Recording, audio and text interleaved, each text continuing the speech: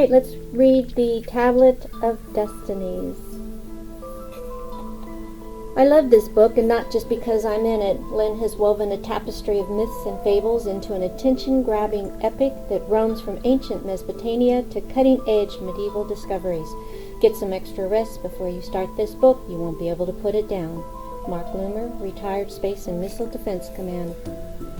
A secret government agency that hides behind the FBI but is more powerful tracks down the sudden disappearance of 300 people traveling together on a train. The trail leads to humanity's ancient past, a secret past that the agency must unravel before it can solve the crime. An intriguing mix of present-day peril, ancient civilization clues, and the ultimate question of how humans came to live on this planet. Perry Miller, author, Lethal Injection.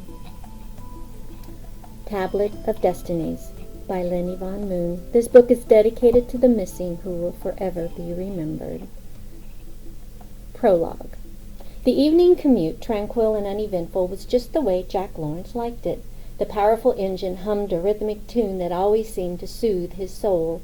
He glanced at his watch, knowing they'd reach the station on time. The glance was a habit. The sun, now below the horizon, allowed the stars to display their sparkling beauty against a deep black canvas. A familiar sight for Jack.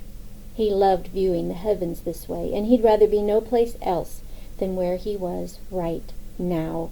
The distant mountain terrain was hidden from everyone on board except from Jack's memory. He sensed the tall pine and cedar trees lining the tracks without actually seeing them. Through the darkness he envisioned the deer and other wild animals snuggling in for the night beneath the low-lying branches. Jack engineered this route from Butte, Montana to New York for the last 40-some years. A lot changed throughout that time, but the excitement and thrill of controlling such a massive and powerful machine never diminished. Only once during his career did he experience an incident, and the horror of that night still haunted him. A car with a mother and 2 children had stalled on the tracks. He didn't see the car until after rounding the blind bend at full throttle. Jack pulled on the emergency brake until his fingers bled. The screech of metal on metal had become an unforgiving memory. The train sustained little damage, but the car was demolished. Sickened and horrified, Jack walked the tracks for what seemed like hours. When he stopped to take a break, he found a tiny red tennis shoe with bloody shoestrings. He picked it up, knowing that the little boy who wore it now lay mutilated inside the ambulance where the lights still flashed. Jack Lawrence kept that shoe hanging from a mirror only inches from his balding head, a silent memorial to that one terrible night over 20 years ago. He sometimes wondered what would have happened to that little boy had he survived. Maybe a doctor or a father. Jack received a new appreciation for the power he controlled with his puny fingers, made from a few ounces of blood, bone, and flesh. Jack vowed that no one would ever die from his feeble hands again. He memorized every blind curve and every hazardous spot, and when he approached those areas, Jack's train slowed to a manageable speed. 3 innocent people died that dreadful night, and Jack swore it would never happen again.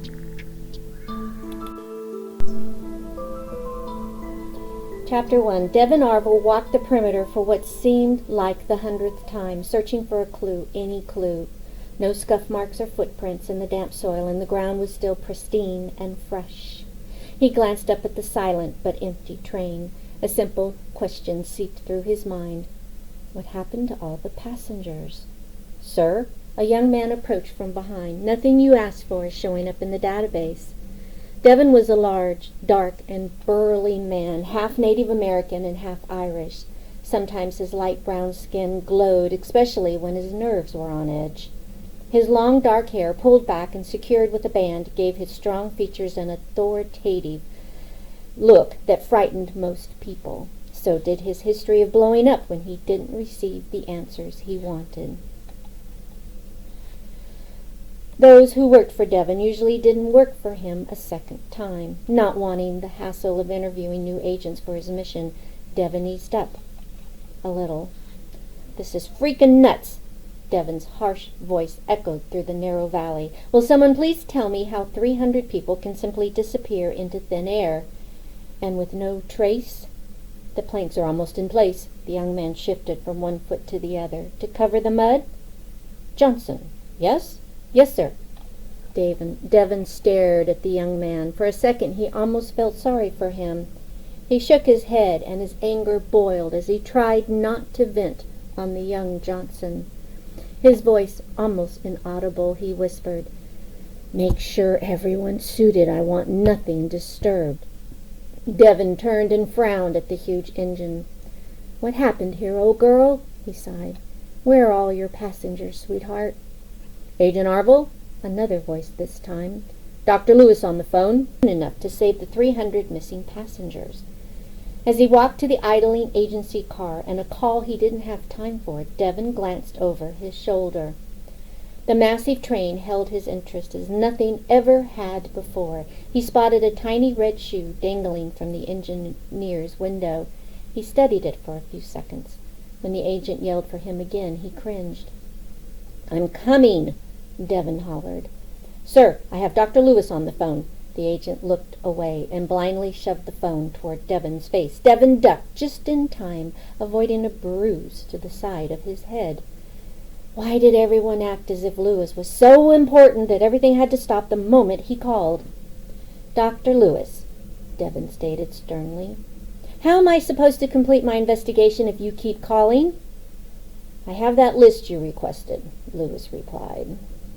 "There's some interesting passengers on that train of yours?" Devon shook his head. The train wasn't his personal property. "I'm not sure if you'll recognize anyone," Lewis added, "but we certainly did. Expect Agent Ramsden by morning. She's bringing the list with her. I've assigned her to your case." Lewis paused before adding a few harsh words. "I expect you to be civil." "Civil? I'm always civil." Devon handed the phone back to the agent. "Don't bother me unless it's really important." The timid agent nodded. "Sir?"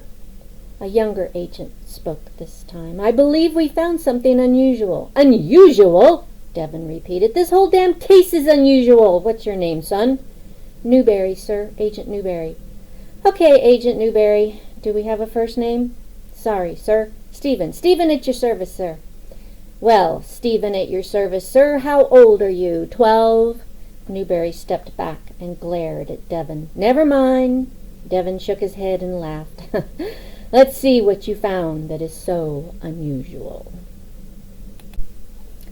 Sumter Womack stared at the large and intimidating building that soared high into the bright blue sky. She was standing so close it hid most of its massiveness from her. The immaculate landscape sent chills all down her spine. The landscape was so perfect, so beautiful, that Sumner wondered if the agency was in competition with the botanical gardens only a few blocks away. As people hurried in and out through the main entrance, Sumner remained still, almost frozen in time. She wished to admire the view for just a few more minutes. Taking in a deep breath, she steadied her nerves. "Here goes nothing!" Her heart pounded as she walked through the large rotating glass doors. Astounded at what she saw, she halted. The lobby soared up several floors. Shiny metal and sparkling glass sculptures adorned the massive lobby. The place reminded her of a shopping mall. She read off the names of a large figurine, Dyke, goddess of justice. Next to her stood Dyke's sister, Eunomia, goddess of good order, and Irene, goddess of peace. Remembering her ancient history, Sumner laughed. These deities were a good pick. The words of the Holy Trinity ran through her mind. What an odd thing to think about. Sumner's eyes followed the water trickling down into the gardens. Each waterfall and fountain were unique. She thought better of reaching down and touching the brightly colored fish that swam along the invisible currents. No, she didn't need to be fired before she even started. Inside a round reception station from which they could easily observe every person coming and going, 5 guards dressed handsomely in matching dark suits assisted visitors, questioning everyone. Some visitors used what looked like an optic scanner to gain entrance, while others walked beside an escort. Behind the counter, the room sprawled into a mini shopping mall with restaurants, beauty salons, and other fascinating shops. 6 giant glass front elevators shuttled people between the massive upper floors. As her stomach turned, Sumner approached the enormous pristine counter. She smiled at the guard, not knowing what to say or to do. Everything was so perfect that she was afraid to touch anything. To her amazement, the aroma of freshly waxed wood calmed her a little. "Hi!" Sumner lowered her gaze. Today's my first day?" "Welcome to the agency," the guard said with his voice monotone and unemotional. "Papers, please." "Papers? Your new hire documents? You were instructed to bring them with you?" "Oh, yes." Feeling flushed, Sumner dug through her backpack. "I almost forgot." "It's all right. Most are a little intimidated on their first day. Not to worry." Sumner handed him her paperwork and her driver's license. "Oh, no need for the ID, miss." The guard winked. As he scanned the documents into a computer, she glanced around the lobby. "See that small group over there?" The man pointed. Sumner turned around. Several people had gathered near a small fountain. "Yes?" "Please join them. Someone will be with you shortly. And again, welcome to the agency, Agent Womack." Sumner stared at the floor and allowed the words to register. Agent Womack. The agency was a temporary agency, and she honestly had no idea what she was hired for. Agent? She glanced back at the guard and nodded before joining the others. Avoiding eye contact with anyone, Sumner found a seat by the fountain. Being called agent didn't seem real. Nothing seemed real. She took in a deep breath. A soft mist touched her face, and she smiled. Landing a job, any job, just weeks after graduating with a degree in linguistics, seemed like a miracle in and of itself. But an agent? What kind of temporary work hired linguistic agents? Sumner studied the other new employees. Obviously, she was the youngest. At 20 years of age, she felt a little out of place. She was also the shortest, at just 5 feet and a few inches. She was slender, with short, choppy brown hair. Her best attributes, at least in her mind, were her dark green eyes. Oklahoma City University was just a few miles from her home. Sumner's high school grades were so good, she qualified for a scholarship. She continued to live at home and helped her mother with a few bills by working part-time at a museum. It took Sumner just 3 years to earn her degree, graduating magna cum laude. Her professors and friends encouraged her to apply to Ivy League schools for graduate work, but it was time for a change. Graduate school could wait. Upon graduation, the best she could hope for was a middle school teaching job, or maybe librarian assistant. It was well known around town that the agency didn't hire just anyone. They were always looking for that someone special. Sumner's friend teased her about joining the agency because of her interest in obscure languages and symbolism. So on a dare, she applied as a semantician. Her friends laughed when she told them about her application. "A what?" "Semantics," she replied. "The study of symbols." Sumner was shocked when they called her in for an interview. Now she was just worried about what she had gotten herself into. A stern voice yanked her from her thoughts. "This way." An older woman stood by a door that blended so perfectly with the wall that everyone looked surprised when it opened. "Don't dawdle." "Dawdle?" a young man mimicked as they walked through the unusual doorway. Several desks and chairs, situated in rows as if in a classroom, waited for them. Feeling anxious, Sumner took a seat near the back. Studying the others, she surmised that the 4 men and 3 women were closer to her age than she'd initially thought. The woman who'd ordered them inside now handed out black binders, while a short, older-looking man passed out agency ink pens. Examining the writing instrument, Sumner gasped when she saw her name inscribed in golden letters. The black leather binder also had her full name in the upper right-hand corner. How did they know who was who in order to give them out so effortlessly? Filling out the paperwork that was handed to her, Sumner's curiosity rose. What were the others hired for? What's my position? No one had told her. She just received a letter requesting her to report on this date at this time, and it was signed by a Dr. Jeffrey Lewis. "Agent Womack?" a voice asked from the front of the room. Sumner jumped as the man's voice bounced off the walls. "Which one of you is Agent Womack?" "I am." As her hand rose, so did her eyebrows. "Everyone else seemed to know who I am, so why doesn't he?" "Nice to meet you, Agent Womack. I've been asked to process you through." Puzzled, Sumner gathered up her things. "Please," the man added, not looking at the others who were now staring at them, "follow me." Clasping her loose items to her chest, she stumbled through the maze of desks. The older woman opened a door in the back and nodded as they passed. "Agent Womack, I'm Agent Tarpley," the man said, once the door closed behind them. "This way." Entering a smaller office with no windows, near the end of the hallway, Agent Tarpley instructed her to wait there. Sumner sat in one of the two chairs. "Agent Womack?" A warm voice at the door startled her. "I'm sorry, I didn't mean to frighten you. Let me introduce myself, Dr. Alan Greckhart." Sumner started to stand, but the older, heavy-set man motioned her to sit back down. "Please do not rise on my account." He sat in the chair across from her. "This place can be a little frightening at times. Once we've talked, I'm sure you'll feel much better." Devon glared at the technician as the test strip changed color. "Spray paint? Really?" "Can buy this stuff at any hardware store," the technician replied. "Are you sure?" Devon asked. "Just everyday spray paint?" "Yes, sir." As another technician snapped pictures of the golden emblem, Devon scratched his head. "Does anyone know what this symbol means?" Several agents and technicians, searching the train for evidence, paused to look. Shaking their heads, they continued with their work. A young woman stood in front of the emblem and smiled. "Fleur-de-lis," she said. "Which is?" Devon asked, not taking his eyes off the painted wall. "A flower. It's French for flower of the lily. Gothic, actually. See here?" She pointed to the emblem. 3 petals encircled by a band of rope. Devon wasn't sure whether to thank her or yell at her. Because of its 3 petals, this symbol also represents the Holy Trinity. When Devon frowned, the woman's eyes rolled.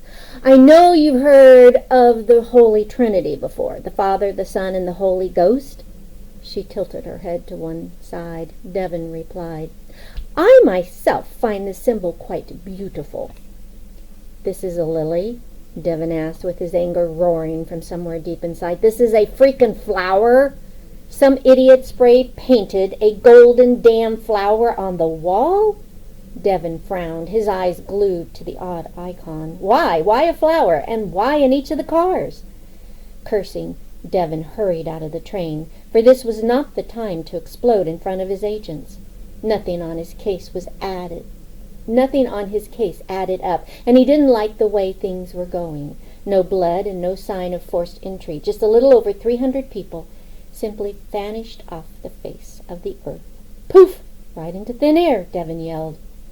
"The second coming," an older agent suggested. As he walked by Devon, he stopped and grinned. "You know, the legendary rapture." The man screeched out a ghostly howl. "Ooh!"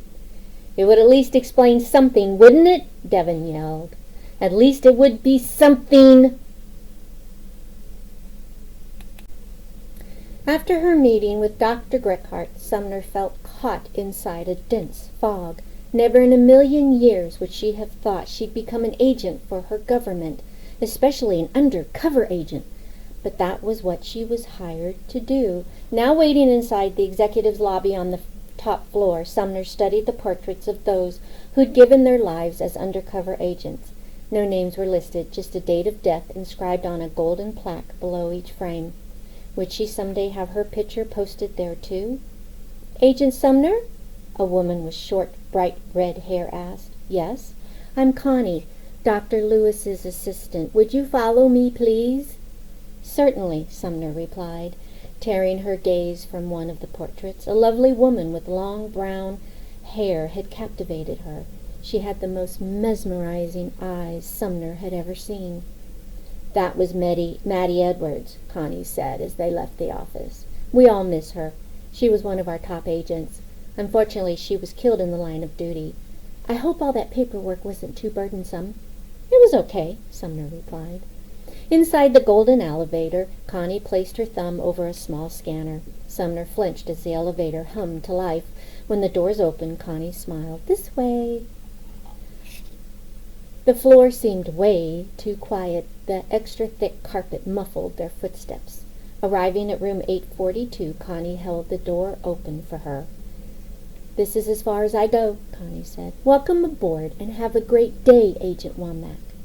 Sumner nodded. Agent Womack. The title seemed foreign, but also exciting. Entering with her nerves already frayed, she jumped when a voice boomed, "Welcome, Agent Womack! Have a seat while we go over your assignment." A short, older-looking man with dark hair and graying temples stood at one end of the room, which held a table and a few chairs. "Assignment? I just got here. I'm going on an assignment now?" "I'm Agent Loomer, Mark Loomer. I've been with the agency a few years now. I know how you must feel. I'm sorry to rush everything, but we need you on a case as soon as possible. You're an expert on ancient symbolism, are you not?" "I've studied it since I was a child, a hobby, actually." "Please have a seat. I'll explain." Devon stared out the trailer's window, refusing to take his eyes off the large, ominous machine. The sun, rising high in the noonday sky, cast eerie shadows across the back of the dark train, and this bothered him for some unknown reason. The rumbling from Interstate 90 rubbed his nerves raw. Devon felt a slight twitching in his stomach. For the first time in his career, Devon was afraid. How in the hell do 300 people vanish so close to a busy interstate? He asked no one, since he was the only one inside the small trailer. "Easy," a soft voice replied from behind. Startled, Devon turned to stare into the crystalline greenish-pink eyes of an angel, set in the most divine face he'd ever seen. Her hair was a pure white. Is this the same woman who explained the flowery emblem earlier? No, that agent had red hair, not clear. Can a person have clear hair? He really needed to pay more attention to who was who on his team. Maybe if he looked at his agents once in a while, he'd remember their names. "Easy," he repeated, trying not to stare. "There's a service road just over there." She pointed toward the trailer door. From there, they could drive directly onto the interstate. From the interstate, they could send them to just about anywhere they wanted, and no one would see or hear a thing. "Who are you?" Devon frowned. Aeneas Ramsden." Aeneas held out a delicate hand. "I've been assigned to the case by Dr. Lewis. He said he would call." Trying not to stare too intently, he gently shook her hand. Aeneas was petite, and her long, colorless hair flowed in waves down her back, almost to her knees. Her eyes were enhanced with thick white eyebrows and long white eyelashes. Aside from the tint of her eyes and a pink rosiness on her cheeks and lips, the woman was basically colorless, resembling a fragile glass doll. She studied him. Devon knew when a person was giving him the once-over. It usually happened when he first met them. She glanced around the room. "Why is it so empty in here?" "French?" he asked absently, as the slight hint of an accent. Devon turned and stared out the window. "This is my office. I like it empty." "Oh, my parents are French. I was born in Ohio, actually. I guess I picked up their accent a little. Why do you stare at the train so much?" "Because it knows something, and it isn't talking." "I didn't know trains could talk." "Is there something specific you need, Agent Ramsden?" "I have the passenger list from Dr. Lewis, and I wish to question the citizens of this town." "I thought the other agents were already doing that." "Not really," she said. "They're at the local diner. Been there a while. I stopped for something to eat. Recognized most of 'em. Waitress said they'd been there all morning." "As usual. By all means, snoop all you want. Don't let me stop you." "Thank you," Aeneas said. "Do you want this list, or may I keep it?" "Keep it. Dr. Lewis said I wouldn't recognize anyone. Besides," Devon scratched his head, "where in the hell are we?" "Whitewood, sir. Whitewood, South Dakota." "I knew the Dakota part." Devon kept his gaze on the train. "Just wasn't sure after that." "I see." Aeneas paused for only a few seconds before walking out as quietly as she come in. Devon watched the sun slowly appear over the foothills. The train remained motionless and silent. They were only a short distance from town, and he just could not fathom how 300 people could disappear without anyone seeing or hearing something. A train stopping in the middle of the night should have aroused suspicion, especially on tracks that had not been used in over 50 years. Holding a fake pistol and a fake knife, With something resembling night vision goggles strapped tightly to her face, Sumner stood in the middle of the empty room, feeling silly. A voice buzzed in her ear. "Agent Womack, are you ready?" Sumner nodded. "Agent Womack, you must speak into your headset." "Sorry," Sumner whispered. Yes, I'm ready." A loud hum and a vibration tickled her feet. Sumner tightened her grip on her gun. Without warning, a man appeared right next to her, wearing a black jumpsuit with the agency embroidered in dark red letters over the breast pocket. He nodded. "Are you ready?" he asked. He looked almost cartoonish, so she giggled. "Never experienced a virtual world before?" "No," she replied. "This room is big. We've never had anyone run into a wall. You should be fine. Just follow my instructions. I'm not actually here. My body is computer generated. It's safer for you. You cannot run into me, nor can I run into you. I will walk you through your initial training. Once you've passed this course, the next one you will complete on your own. Good luck, Agent Womack." "Thanks, I think," she said as buildings and streets appeared around them. For the next several hours, Sumner learned how to hold her pistol, how to load and reload, and how to shoot. The training took her through large and small buildings, with and without people. She had to discern the bad guys from the good guys. Sumner was killed only once when she forgot to check behind an open door, and she only shot 3 old ladies who were not supposed to die. At the end of the day, she passed with pretty high marks for a beginner. "How was it?" a familiar voice asked as she left the locker room. "Fine," she answered, facing the agent who assisted her earlier in the day. "I startled you. I'm sorry. Remember me, Agent Tarpley? We met briefly this morning."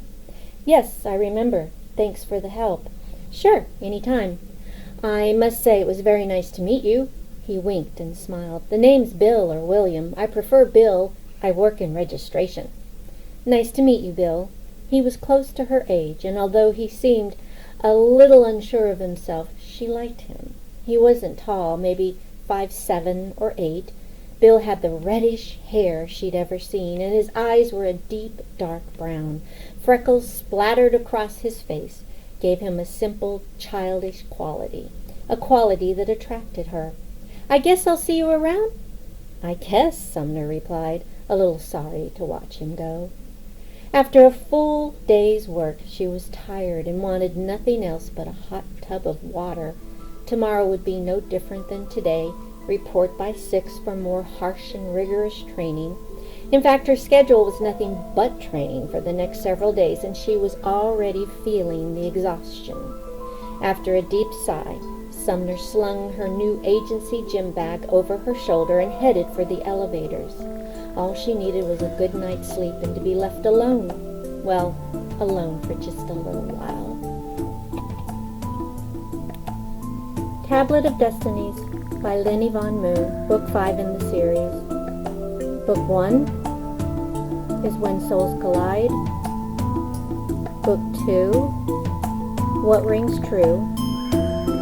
Book 3, Dysfunctional Bloodline.